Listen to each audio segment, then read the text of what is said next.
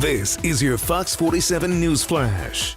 Welcome to your Fox 47 News Flash from the Digital Newsroom. I'm Chris Lewis, and these are the top stories that we're following. Got a friendly dog that you think could do more than just cheer people up? Sparrow Hospital is looking for therapy dogs to interact with patients. They're holding an event on Tuesday morning at 10 a.m. at the Herbert Herman Cancer Center on Michigan Avenue in Lansing. The event is part of an innovative pet therapy program in which compassionate canines visit patients at the hospital and provide the intrinsic benefits that come from interacting with an animal. Dog owners will be able to talk to the trainer and others in charge of the therapy dog program on Tuesday, learning about the need for the pooches and what's involved in joining the initiative. It'll be happening on Tuesday, November 5th at 10 a.m. Grand Ledge Councilman and mayoral candidate Michael Doty has been accused of domestic violence in 5 separate police reports. Most recently, he was accused of trying to fight people in a local bar on Saturday night. Those who know him say these stories have been twisted. This is just a smear campaign. They're just trying to make sure he doesn't get elected, said Doty supporter Christine Douglas. The police reports date back to 1997, before he was running for mayor. The accuser says he threw me into a wall. Another report details an incident involving his ex-wife. Despite these allegations, Doty's friends believe he'd make a good mayor. The Lansing Board of Water and Light will conduct an annual test of its dam break warning system on Tuesday, November 5th.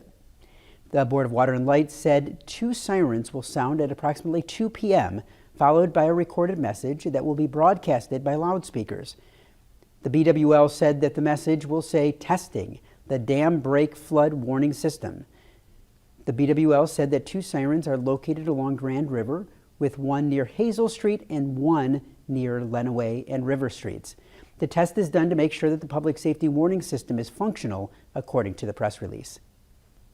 Michigan State Police is explaining why they denied the City of Portland financial aid twice after the flooding and ice dams back in February.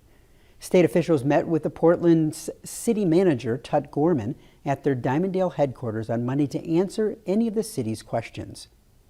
Both sides agreed that there needs to be further clarification on the rules for emergency funding, but they disagreed on how the rules were interpreted and applied. Gorman is standing firm in his opinion that the state didn't properly apply the criteria to determine if the city is eligible for emergency funding. State police previously denied Portland's request for money.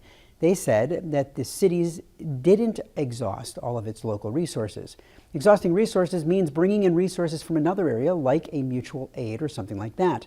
When that builds up, that shows us that there has been an exhaustion of your resources, said Captain Emmett McCowan, Emergency Management and Homeland Security Division. They utilized 7% of the general operating budget of 2019.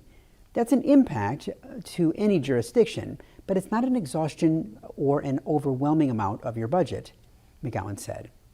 Some jurisdictions that got funding in the past used 13 to 50% of their general funds on the emergency. Portland was at 12% for the tornado in 2015, and they granted funding.